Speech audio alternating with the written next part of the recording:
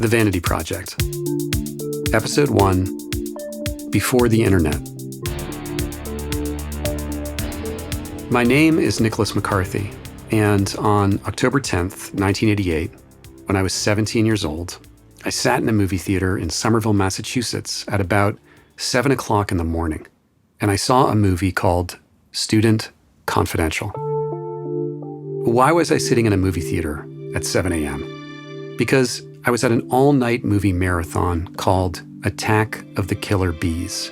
Bees meaning B movies, the old catch-all term for drive-in films and cult films and horror movies. Basically, movies that you would never find playing in a normal movie theater. This marathon started at midnight and would show 8 of these films in a row for $10.50, $2 less if you came in costume. Back then, I had already been obsessively watching movies like this for as long as I could remember. And at that age, they seemed like a never-ending universe of possibilities, and I wanted to know every corner of it. Because, like many fans, I wanted someday to make movies like this too. I eventually did grow up to write and direct my own films, and experiences like sitting through this marathon were rites of passage, moments that were essential to my formation as a writer and a director. The movies they showed at the marathon included Catwomen on the Moon, which is a particularly boneheaded example of 1950 science fiction, and something called Iga, a sort of impoverished fringe drive-in movie about a caveman who's been unleashed onto 1962 Palm Springs. And while those movies were being shown because they were obviously ludicrous, they also played movies meant to be taken more seriously, like David Cronenberg's film Rabid, which is a creepy, sort of metaphoric horror movie about sex. And in the middle of all this, they screened what was billed as the New England premiere of something called Student Confidential. The brief program notes we were given that night simply said that Student Confidential was about a high school guidance counselor helping a group of troubled teens. And then it said something like, "It's from Troma Films, so probably a bunch of sex and violence." The implication here was clear. The programmers had not seen this movie.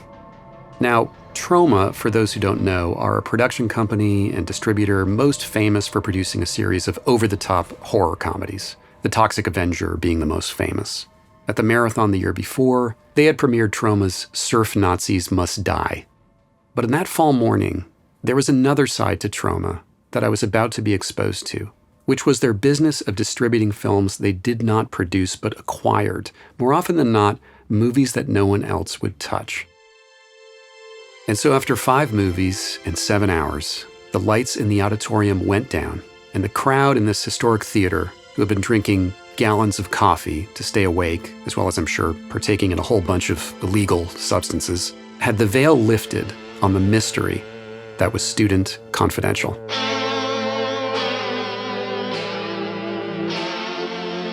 As the main credits appeared on screen, they indicated something interesting was afoot. The movie starred Marlon Jackson, Michael Jackson's brother, as well as Eric Douglas, Kirk Douglas's son. And it also starred Susie Scott, who collectors of the March 1984 issue of Playboy magazine might have remembered as the centerfold. We were in a high school, and one by one being introduced to a series of kids, each of whom faced their own challenges. Marlon Jackson was a computer whiz who couldn't connect with other kids. Computers and business are my only interest. If I can wave a magic wand, I'll be instantly grown up, working for a major corporation as the chief computer programmer. Just me, my computer, and a problem to solve. The rest is just a holding pattern until I get there. Eric Douglas was being raised by his abusive mechanic father and dreamed of a different life. I want you working with your brains, not your hands. Don't you understand me? Dad, look, I try to tell you every way I know how. I'm just not cut out to be a pencil pusher. Pencil pusher, huh? I'm gonna push you on your lazy ass. You're gonna make something out of yourself if it kills you. Like I will. You are gonna be a CPA. Okay, Dad. Okay. And Susie Scott was withdrawn and depressed because she had been scarred in a terrible accident. And more to the point, This actress had a giant honkin' fake scar on her face. I was driving with my parents 2 years ago. No one else was hurt, but I went through the windshield, and it cut all the way through my cheek. The doctors want to wait and see how the tissue heals before they'll even try cosmetic surgery. I was just starting to go out on dates before all this happened, and then everything just stopped. There are feelings growing inside me. I think they're natural, and I'm not ashamed of them. Into this mix, we learned there's a new guidance counselor starting today. A man whose reputation precedes him. A man named Michael Drake.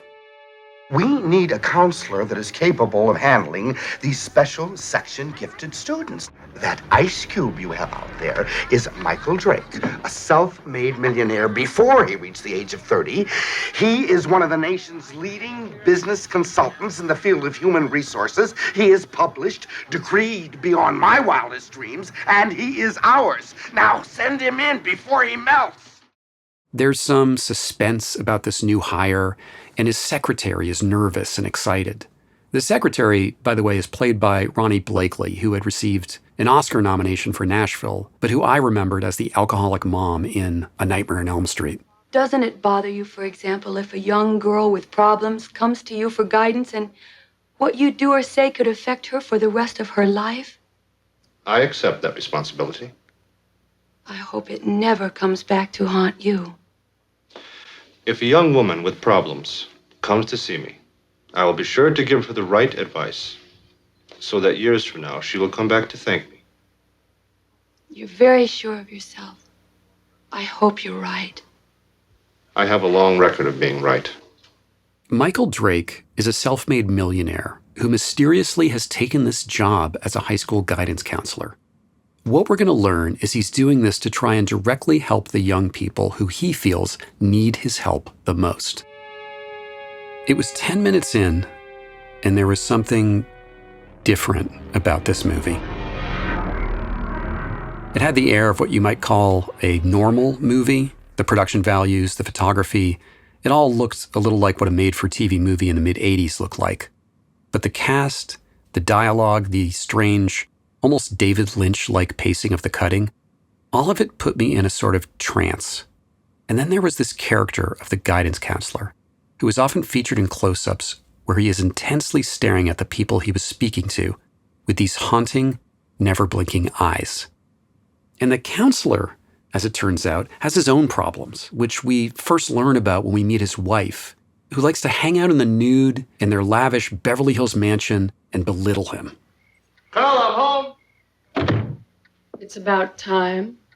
Where's our dear maid, Greta? I told her hours ago to pack her things and get out. Carla, we've been through all this. We have enough money. How the school system prepares our youth for what they're about to face out there. I want to bring about change. Spare change. I've already had my dinner. You can find something in the kitchen, but I'm going to get back to my book. In the family room. This was emerging as a very strange film. There was something confusing about just what this movie was. As the various plot strands came together, it felt like a sort of after-school special story of this guidance counselor helping these troubled kids. It didn't feel like an exploitation movie exactly, but there was plenty of nudity, and all the dialogue between the characters felt slightly illogical. There were these oddly long monologues, a dream sequence featuring a woman with giant hands. And this is really what grabbed me. There was a sincerity to it all, despite the plot becoming stranger and stranger. It didn't feel like a movie produced by people trying to make a buck. It felt like a transmission from someone's mind. Now, the crowds at these marathons could be rowdy, but the audience reaction to Student Confidential was different. People began to laugh, for sure, and laugh more. But then the screening began to tip into something akin to hysteria. Because as the story moved forward, and this guidance counselor attempted to help each of these kids, the movie kept getting weirder. And not crazy weird, just slightly off. Almost dreamlike. Susie Scott's character was brought out of her shell by the counselor, after he offers to pay for what we are told will be an elaborate and expensive makeover by a sort of Vidal Sassoon clone. Susie's makeover turns out to be a new hairstyle where strands of hair are pasted directly over her scar to hide it. And now everyone at school wants to hang out with her. Hi, I'm Elaine. Did you just transfer here? No, I've been here over 3 years. Oh, you're Susan Bishop. Look, Susan, I know we haven't talked much, but I hope it's not too late to become friends. No, of course not. That's great, because I wanted to invite you to a party. Oh, that would be wonderful. What kind of party is it? It will be a small, intimate party with just us and a few friends. They're in the movie business, older guys. That could be fun. The counselor comes to the conclusion that Eric Douglas's tough kid character, Johnny, is a mechanical genius after he figures out that it was Johnny who crudely rigged the school sprinkler system as a way to get classes canceled for the day. An event, by the way, which causes the students to literally riot with joy. He's so convinced of this kid's innate genius that he shows up at Johnny's home that night to plead with Johnny's father to let him study engineering. It's a scene so impassioned and serious, it feels like it could be dialogue out of the intertitle cards of a silent movie melodrama. Your son has a spark of genius in him, Mr. Warshetsky. That spark came from somewhere. You should feel very proud. Let him go. Let him be all that he was meant to be. Your support. You'll be amazed how far he can go. I want to remind you, this was a movie about a guidance counselor giving high school kids advice on their decidedly average problems. But the drama was pitched at a level so high, it felt surreal. Like when the counselor is giving Marlon Jackson career advice, he grabs him by the wrists and slams him across his desk. Let go. I have seen it 1,000 times. Bright people who could have led rich, full lives. They end up talking to their computers instead of the people around them. They bury themselves in work. They withdraw so far that no one cares if they ever come out. Let go. The human touch, relating to other people. I know it can be hard, but believe me, if you try to live without it, and more importantly, if you succeed, you will surely wither and die long before your time is done. This movie was about these kids, but it was becoming way more about this guidance counselor. Who was this guy? At that party Susie was invited to, based on her newfound popularity because she has hair pasted over her scar, she meets a guy who claims he works in the movies. And there's this strangely meta moment between them. This actress sitting there telling him how she doesn't want to be an actress, but would like to live inside the world of a movie. It must be fascinating, creating a world filled with dreams and romance. You want to be in pictures too? Oh, no. But I would like to live in a world like that. Yeah? Let's create one. Then there's an orgy scene. Yes, that's right.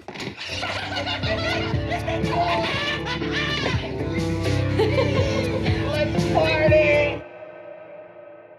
And when the counselor in his expensive business attire strolls down a seedy Hollywood street in the middle of the night, he's approached by a violent street gang who threaten him with chains and switchblades, clearly out to rob him.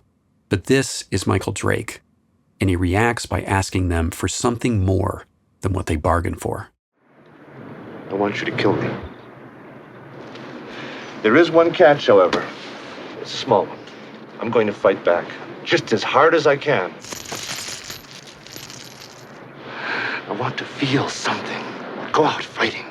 Surely you warriors can understand that.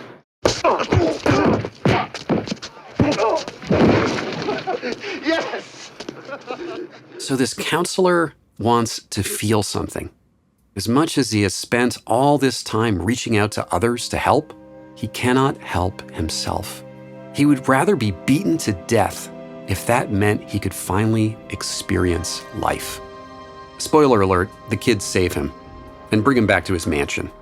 But in the climax of the movie, the counselor, consumed by his own demons, places a gun to his head. Is he going to be okay? Are the kids going to be able to save him? Again? By now, the audience was positively screaming at the screen. I had never seen anything like this. It was like whoever made this movie, there were none of the checks and balances you would get with other films. And at the center of it all, there was this guy, this guidance counselor.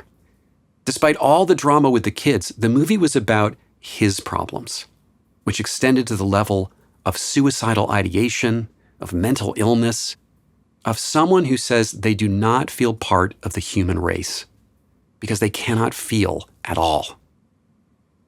Now, here's the thing.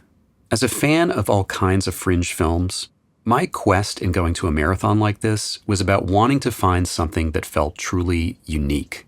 Many of these movies that I encountered were generically perceived as being bad in the traditional way people talk about movies. But the more I got into them, the more I realized that way of looking at a film didn't really reflect the experience that I had with them. Some of these movies could be totally ridiculous. That was a huge part of their charm. But they also could be transcendent because they were so different, intentionally or not. And I had just encountered, in the early morning hours of October 10th, 1988, something that was totally unique. In the wild. Something that was hilarious, absolutely eccentric, but also oddly personal feeling, and kind of beautiful for that reason.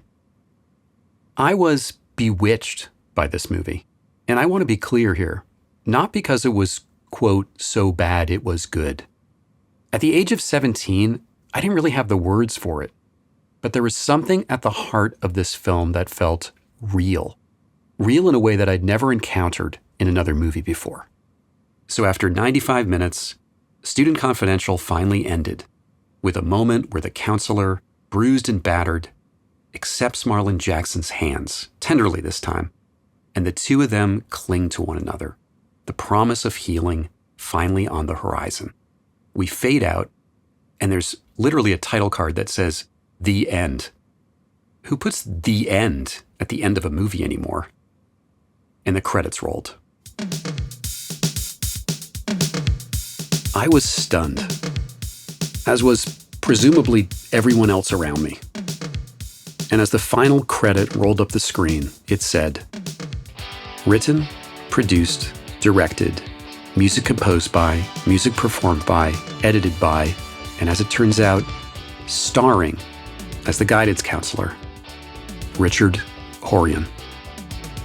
Who was Richard Horian?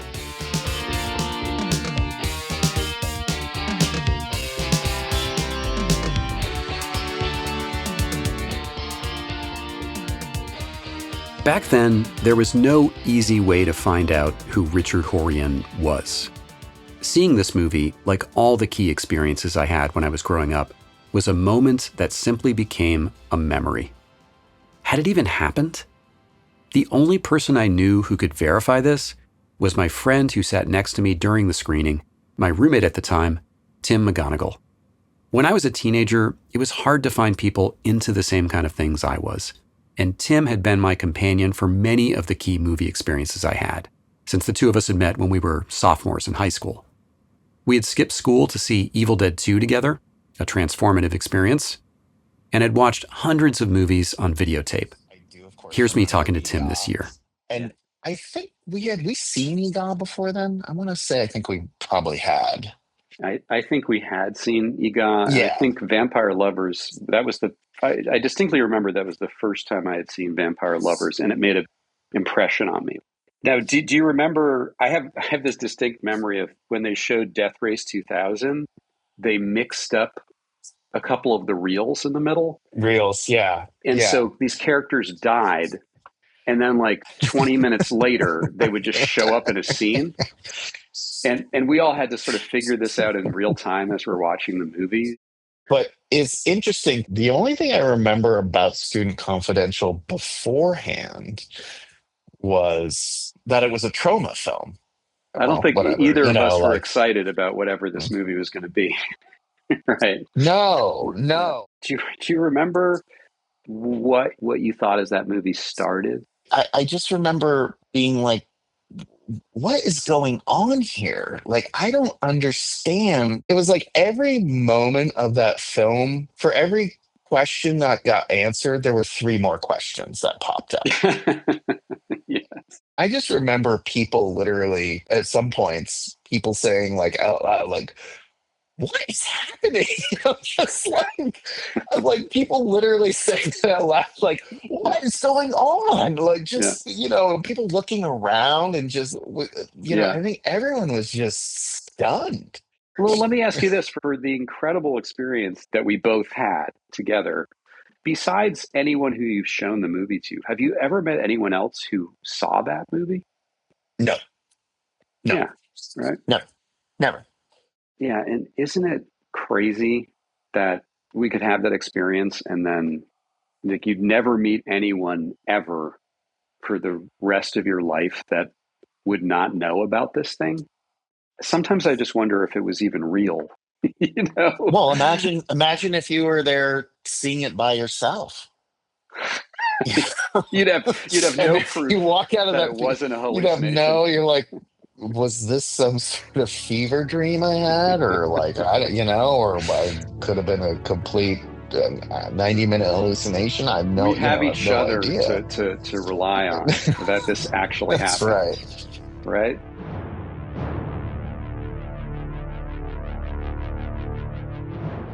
I was lucky to have grown up in the Boston area. When my family moved there in the 1980s, there were at least half a dozen Revival movie theaters showing different double features every night of the week. I especially loved the Somerville Theater, which has a beautiful old auditorium and a giant balcony. One summer I passed out flyers advertising their film schedule in exchange for free movies. The person who programmed the movie marathons back then at the Somerville was Garen Daly, who to this day still programs the 24-hour science fiction marathon in Boston, a sort of revival film institution, which has been going strong since 1976. I got in touch with Garen to ask him if he recalled bringing this strange film into my life. So in 1988, yeah. Do you remember programming a movie called Student Confidential? Yeah. And what was that movie? Do you remember it? I think it was one of those high school knockoffs of the 50s or maybe early 60s, which is drive-in fodder. Yeah. And that's exactly how we were approaching it. So you remember programming Student Confidential. Do you remember the reception of the film? I don't remember the exact thing, but I'm scratching my memory banks here. I do remember there was some applause at the end of that movie, which is always a good sign. Huh. So when you put on the marathon, how often would you be in the auditorium watching the movies with people? Well, not as much as one would think, because you're also making sure the booth is running properly, that the concession stand has all its stuff, that inevitably there's some, personal issues going on with the audience that need to be dealt with. I mean, I've had, people getting way too inebriated and way too coked out and throwing up all over the place. And so that usually meant that, me and somebody else would have to go clean it up. So you're dealing with all those things. I should mention here, the Somerville Theater, like many Boston area revival theaters, was catering to a college crowd. At these screenings, you'd often smell someone smoking a joint, or during the opening credits, hear the pshh of a can of beer opening. I remember sitting in the Somerville balcony once, and the projectionist stepped out of the booth so they could yell at someone who was smoking a cigarette, "Put it out!" So, Student Confidential, has anyone ever talked to you about that movie since you showed it? No. Nope. It's amazing. So, Student Confidential was a Trauma release. Oh, Trauma, yeah. What was your relationship like? What was it like to rent movies from that company? Well, we all know what Trauma is. We make no bones about it. It's schlock personified. But there's no illusions about what we were doing, what they were doing. And so we would call them up and we would ask them, and they would always ask for too much money. And we would say no, and then we'd make a counter offer. And it would go back and forth like that until we settled on a figure that we liked. When you would rent movies from Trauma, how much would the rentals for those films be? Well, back then, I didn't want to pay more than $100. Right. So presumably You rented Student Confidential for $100. Something like that. So the person who had programmed this film had never seen it and had only paid $100 for it, an incredibly cheap rental price for any film, especially one billed as a New England premiere, and they hadn't even watched it when it was shown. After that night, Student Confidential seemed to permanently occupy a place in my brain. So in 1988, the logical next step was to find if this movie was on videotape. In those days, if you loved movies, you had to have two VCRs. One to watch a movie and the other to copy the ones you wanted to keep. And if you were lucky enough to live in a city like I did in Boston, you wouldn't limit yourself to one video store because all of them had different stuff. And if you were into the weird stuff, you kept your eye on the out-of-the-way places, the independent stores, the locally owned video shops. That's where you would find the really obscure films. One place where I would rent movies was a shop near downtown Boston. I actually don't remember the name of this place anymore. It was an independent video shop. It had 2 floors. It was close to the tail end of Newbury Street near the Boston Common. If you know it, drop me a line. Now, this video store had been recommended to me by a pen pal. This pen pal had a friend who worked there who told him there were lots of incredible tapes at this place. And yes, you heard that right. A pen pal told me about this store. Back then, that was literally the only way I could find people into the stuff that I was into. And by the way, I actually still write that pen pal, real letters, and have still never met him. And this has been going on for 39 years. That's a whole other story. So months after the night of the Attack of the Killer Bees movie marathon, I took 2 trains and then walked half a mile to get to this particular video store where on the 2nd floor, on a shelf crowded with other movies, I found a VHS copy of Student Confidential. There was nothing about writer, producer, director, music composer, music performer, editor, and star Richard Horian on the box. Just some generic ad copy about the plot, though it did feature a film critic's quote from none other than the New York Times. It described the movie in 3 words, strange and arty. I rented and copied the tape and showed it to everyone I could, which admittedly was a tiny number of people, since most couldn't be bothered with the things I was obsessed with. But above and beyond that, finally, I had proof that this movie existed. I wrote a letter back then to Michael Weldon, a cult film writer and historian who ran the seminal fanzine Psychotronic Video, urging him to see the movie. About a year later, he reviewed it in issue number 4, writing this. It can be fascinating to watch movies where one person does it all. It's bad enough and all too common when a first-time director also writes and stars. But it's rare to find somebody to take on all the jobs that Richard Horian does here. Doing it all guarantees obsessive, off-the-wall filmmaking. Horian, in what has to be an at least part autobiographical role, talks endlessly, giving himself lots of stilted dialogue, and sometimes seems like Data on Star Trek. You've never seen a movie quite like this. It took a company like Troma to release it to theaters, but now it can be used to enrich your life at home. That's great. So did you write me a letter about it before I reviewed it? Yeah, I had. Okay. Well, maybe that is why I got it. Weldon had been a huge influence on my taste in movies growing up, so reading that made me feel like I had won the lottery. Besides the New York Times quote on the back of the VHS box, his review was the only piece of writing I'd ever seen about this movie at that point. And it was a piece of writing I had basically generated. One of the people I showed the movie to was my friend Patrick Flynn, who was living in New York City at the time. He wrote a letter to Joe Kane, the film critic at the New York Daily News, who reviewed exploitation and horror movies under the pen name The Phantom of the Movies, asking him if he knew about Student Confidential. The Phantom wrote Patrick back, saying yes, he knew the movie, having reviewed it when it played in the New York area, and that he had even met Richard Horian. He said he met him briefly when he was at the Cannes Film Festival Marketplace in May 1987, when Troma was there selling Student Confidential to foreign markets. He told my friend Patrick that he had only spoken to Richard a little, and that the last time he saw him, Richard had looked very sad. In the 90s, I would visit libraries to look up microfiche records of old newspapers to see what the ads for many of my favorite movies looked like when they originally came out.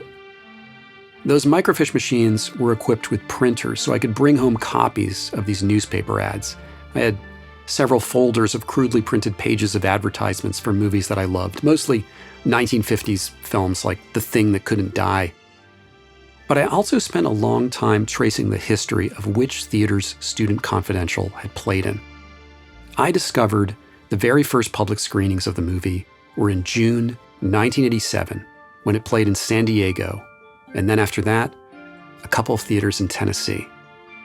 It played in Pittsburgh that year in some drive-ins, and it played in New York on 5 screens. But by 1988, I could only find record of it playing on a few theaters around the country, in places like Gaffney, South Carolina on a single screen, or in Detroit on a double feature with Beetlejuice. Local reviewers were completely baffled by this movie, not to mention outright mean. That said, 2 newspaper writers who specialized in cult and exploitation films, Joe Bob Briggs in his syndicated column, and once again, the Daily News' Phantom of the Movies, singled out Student Confidential for being particularly bizarre. They recommended it. A Christian-oriented column called Flick Picks that ran in Southern papers gave the movie a positive 3-star review for its moral value, saying, "It is a pleasure to watch these young people slowly mature through the counselor's guiding hand. I highly recommend this as a film to be seen by parents and children alike." By the second half of 1988, there were fewer and fewer places that I could find that had shown the film. The final screening on record of Student Confidential was also its New England premiere at the Attack of the Killer Bees movie marathon in Somerville, Massachusetts. Yes, I saw the very last showing of Student Confidential. When the film was finished being screened that morning, the projectionist rewound the reels, packed them in canisters, and sent them back to Troma, where, presumably at some point, they were sent to a warehouse. The film, locked in those cans, never to be shown again. Yet this movie, and whoever Richard Horian was, never left my mind. This man who single-handedly had done nearly everything on a movie, this man who seemed to me had bared his soul on film and played it in real theaters. He was a mystery that seemed unsolvable. And as the years went by and my 20s turned into my 30s, all of a sudden, I found myself in an age where nothing was a mystery anymore. I thought that I was finally going to find out who Richard Horian was. I had no idea that I was taking the first step down a rabbit hole that would last the next 25 years. Next time on The Vanity Project, I log onto the internet and my search for Richard leads me to a soft rock concept album, Cocaine Money, and 2001: A Space Odyssey. And I get to meet some of the people who were actually there.